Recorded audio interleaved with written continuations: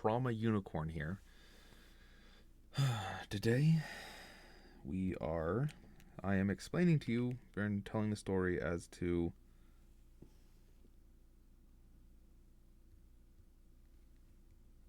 why I am doing this, or why I am Trauma Unicorn now. So, back in 2015, I was hit by a car. Um, they didn't know who I was, they didn't know my name, they didn't know anything about me. I was longboarding home from school right after right after school. Um, and they found me. I was hit by a car in a parking lot, in the Shopko parking lot of Utah, in Sugar House, Utah, and they didn't know who I was. So they took me up to the hospital. I had my backpack with me, so they went through my bag. They found my name. They found out that I went to the school nearby, and they were like, "Hey, this." They called the school and they're like, "Hey, we found this kid. We need to get his parents' contact information because I had no ID. I had no medical wristbands on me or anything like I do now." Um, and so the school, I hope it's still going. There was an unexpected error in the stream. Um, I don't know what's going on with the stream. Anyways, I they didn't know who I was, so they took me. They called the school and they were like, "Hey, we need this kid's information." So they found my mom, who was coincidentally enough hiking up at the University of Utah, big U on the mountain, and they were like, "Hey, we need you to get to the hospital as fast as you can." So she rushed in there, and they're like, "Hey," she was like, "Hey, I just got a call. My son's here." Um, and they're like, "Okay, what's your son's name? We'll direct you to him immediately." And she's like, "His name is Jacob, Jacob Bueller." And they were like, "We have no one here under that name. Can you describe your son and tell us what happened?" So she described what I looked like. She told them he was hit by a car while on a longboard, and the university was like, "Oh, you must mean Trauma Unicorn," because um, if you don't know this, most hospitals, I believe, if you do not have any sort of identification on you or anything like that, and you are found unconscious, they will give you a trauma name, and whatever letter of the alphabet they are on at the time. When I was rushed in, they were on the letter U. Um, so they named me Trauma Unicorn because they go like alphabetically, and there have been trauma whiskeys, trauma unicorns, trauma bravos, trauma kittens, trauma whatever, trauma dogs, trauma cat, whatever. So they named me Trauma Unicorn because I was an unidentified male. They didn't know who the fuck I was until my mom came and was like, "Hey, his name is Jake. He's whatever." Um, and ever since then, Trauma Unicorn has been like one of my personas because everyone at the University of Utah knows me as Trauma Unicorn. This gentleman here, who did my surgery, who talks about me all over the world, knows me as Trauma Unicorn. He tells people Jacob Bueller, otherwise known as Trauma Unicorn, um, had this injury and he sustained all this stuff and everything. But um, Trauma Unicorn was my medical name. Trauma Unicorn has lived with me ever since then. Um, and it's become like a part of me. It's not furry related. It's not anything like that. It's yes, I've gotten some fan art, like furry fan art and stuff. I'm fine with that. I don't judge. I won't judge. I don't like judging people. Um, and by furry fan art, I mean this guy. Um, but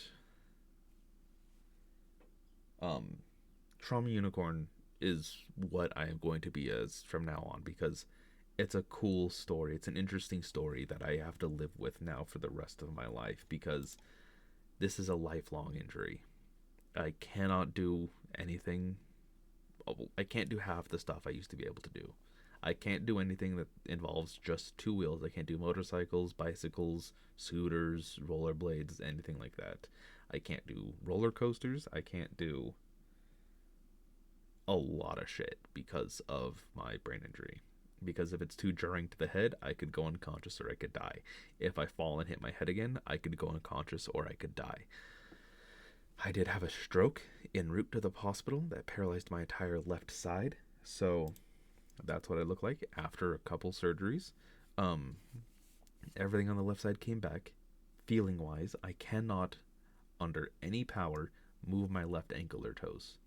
You could offer me $20 million to move my left ankle or toes, and I'd say keep the money. I cannot move them at all.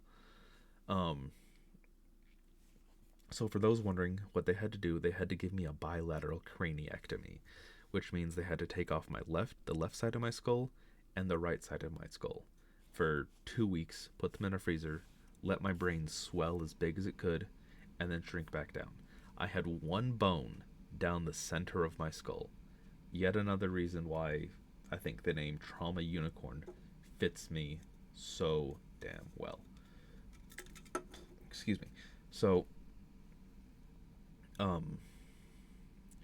after all that, all the nurses knew me as Trauma Unicorn.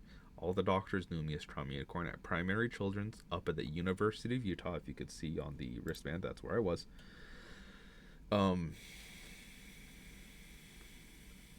But yeah, this is the doctor that did it. He talks about me all over the globe. He actually sent me a magazine that he took with him a few dozen places. This was the 2015 report. This came out in 2016. But this magazine here, the Convergence magazine, had an article about me in it, about Trauma Unicorn. In the article, I believe over here it says something about Trauma Unicorn and about me.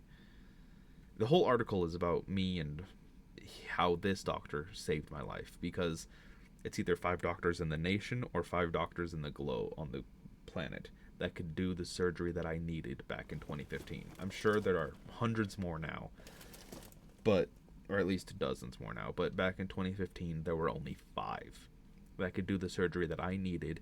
And this doctor, Dr. Gregory Harlock, had just moved down here from Canada 3 months before my injury and was able to give me the surgery that I needed.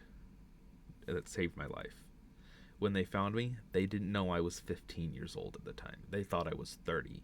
So they took me up to the University of Utah, which inevitably saved my life, because if they had taken me to Primary Children's, they would not have been able to do the bilateral craniectomy that I needed, and I would have died because of too much pressure on my brain. Long story short, because of me going to the hospital, getting the name Trauma Unicorn, and everybody up there, everybody at the University of Utah, Primary Children's, whoever Dr. Harlock has told about my story, which is hundreds of people around the globe, because of all of that, and because of the cool story behind Trauma Unicorn, that's why I've changed my YouTube channel, my Twitch channel, my Instagram, my Blue Sky, all, and my Facebook, all to Trauma Unicorn. I do not plan to go back to TARS 22. Maybe it's like a cool cameo or whatever in a future project, but for the time being, TARS 22 is dead. It is just Trauma Unicorn now. Because TARS 22 didn't have an interesting story behind the origin of its name. TARS 22 didn't have like a cool cameo or anything for it. It was just kind of made up on the fly, because 22 was my favorite number and TARS was a robot from Interstellar, and I like space, so there you go. But Trauma Unicorn is a life-altering thing that happened to me. Is the story of a life-altering thing that happened to me, and because of that, I thought it was only fitting that I embrace Trauma Unicorn more and make him a part of everything that I do now online. My Facebook, my Instagram, my Snapchat, no, not Snapchat yet, because someone else has the name Trauma Unicorn on Snapchat. I don't know who, but I'm gonna find you. I'm kidding.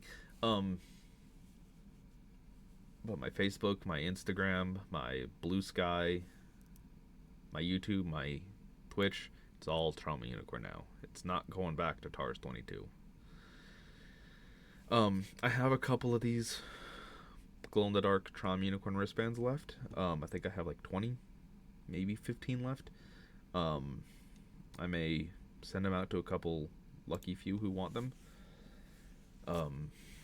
But yeah, that's the origin of Trauma Unicorn. I was hit by a car. They didn't know who I was. Trauma Unicorn was the name that I got out of that accident. If I have any last parting words to say, wear a goddamn helmet. I don't give a shit, or I don't give a fuck if it's not the cool thing to do. If it's not cool with your friends, if it's not cool with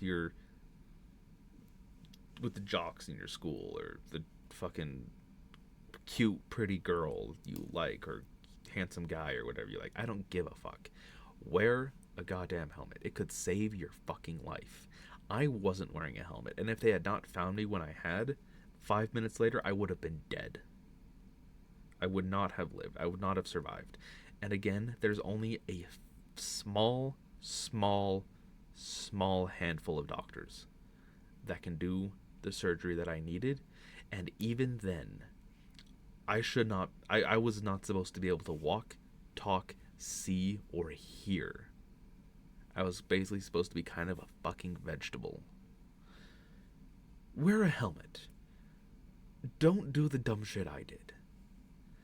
Realize I am a rarity in not a trauma unicorn case, in a traumatic brain injury case. I should not be doing as well as I am. There are so many others that are not as lucky as I am. And if you can, please donate. Please donate your time, donate money, donate whatever you can to the Brain Injury Foundation, to the Brain Injury Foundation of America or Utah or whatever state you live in, because every state has their own Brain Injury Alliance support group. Please, next time you're out on a skateboard, next time you're out on a bike, rollerblades, scooter, whatever, I don't give a fuck if it's not cool. I don't care if it makes you unpopular. Wear a helmet. Popularity in school or college isn't everything. It's not gonna matter once you graduate from school anything that happened in school. Fuck all of it. Wear a helmet. You don't gotta go all out and wear like knee pads, shoulder pads, shin guards, whatever. Just a helmet. It can save your fucking life. Don't become a statistic being hit by a car and ending up being killed, or being hit by a car and ending up worse than me. Wear a fucking helmet. That's all I ask. This is the story of Trauma Unicorn, and why I've changed everything to Trauma Unicorn, because it's been such a big part of me, and it will continue to be a big part of me for the rest of my life. So, thank you all so much for watching. Please wear a fucking helmet anytime you're out on any type of wheels that's not a car.